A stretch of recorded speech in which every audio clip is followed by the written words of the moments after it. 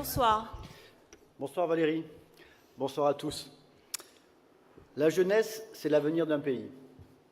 L'éducation, la formation, le développement personnel de nos jeunes sont au cœur du projet d'Horizon Monaco.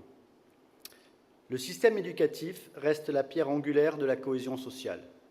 Il doit allier le respect de l'autorité et la recherche de l'excellence. Le système scolaire monégasque est un modèle en Europe. Équilibre entre tradition et innovation, et ce, pour l'ensemble des élèves. En revanche, afin de mieux préparer nos jeunes face au changement, nous ne devons pas rester immobiles. Parce qu'il est important d'adapter nos équipements au XXIe siècle, nous lancerons un grand plan de modernisation des instruments éducatifs, généralisés à tout le primaire et le secondaire, comme les tablettes ou les tableaux interactifs.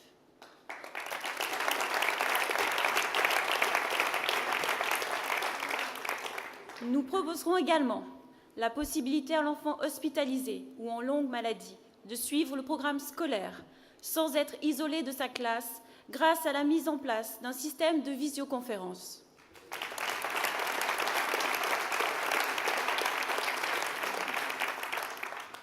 Par le biais d'un contrôle strict, transparent et équitable des dérogations scolaires, nous souhaitons éviter la surcharge des effectifs dans les classes et ainsi améliorer encore la qualité des enseignements pratiqués.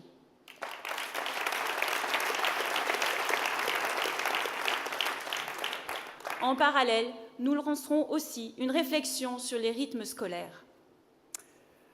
Nous renforcerons encore l'enseignement de l'anglais à partir du collège, notamment pour les filières classiques, afin de mieux maîtriser l'expression orale. Parce que Monaco doit pouvoir former à tous les métiers, nous revaloriserons, nous perfectionnerons l'enseignement dans les secteurs techniques et professionnels et lancerons le projet de création de nouvelles filières, notamment en matière de services d'aide à la personne, un secteur où, vous le savez tous, les besoins se font sentir de plus en plus chaque année.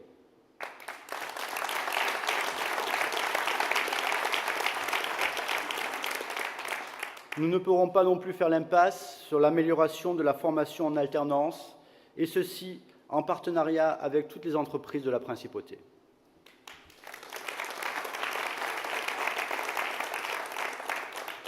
Nous développerons, avec la Commission d'insertion des jeunes diplômés, un partenariat avec les entreprises internationales implantées à Monaco ayant des filières à l'étranger, en vue de stages ou d'emploi dans les branches ingénieurs, commerce, finance, immobilier. Nous lancerons aussi une réflexion sur la création de formations au métier du luxe, en y associant tous les acteurs de ce secteur d'activité à forte valeur ajoutée, et suggérerons l'idée d'un partenariat éventuel avec les grandes écoles de gestion hôtelière.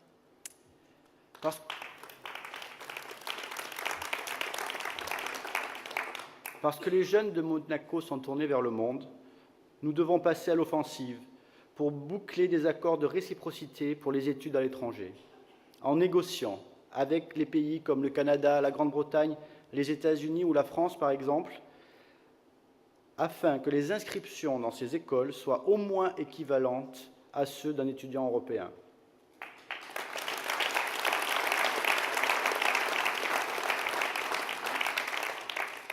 Nous souhaitons enfin, et c'est essentiel, la mise en place d'un prêt étudiant garanti par l'État, parallèlement au système de bourse d'enseignement supérieur qui est déjà en place.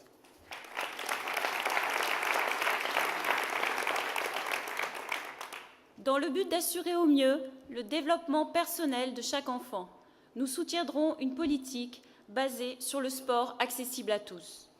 Par ailleurs, nous proposerons la création d'un vrai statut de sportif de haut niveau.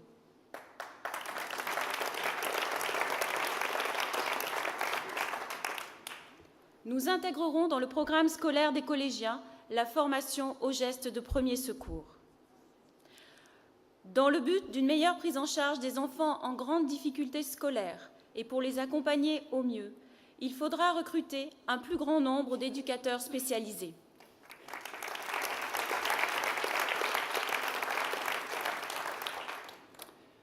les transports en bus intramuros doivent être fortement encouragés.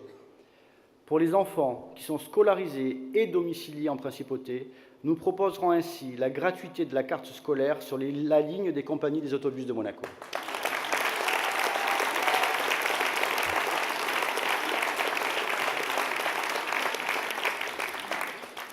Enfin, nous demanderons la création d'une brigade des mineurs à la sûreté publique avec du personnel dédié et formé spécifiquement, ainsi que des outils conformes à la défense des jeunes victimes. Nous demanderons également le huis clos, aussi bien pour les victimes que pour les auteurs d'infractions, quand ceux-ci sont mineurs, et ce, même pour les audiences de délibéré.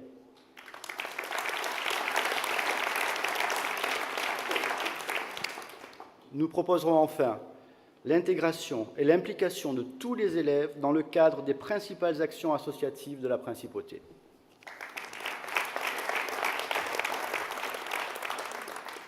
Valérie, je te laisse le plaisir de conclure. Merci Christian.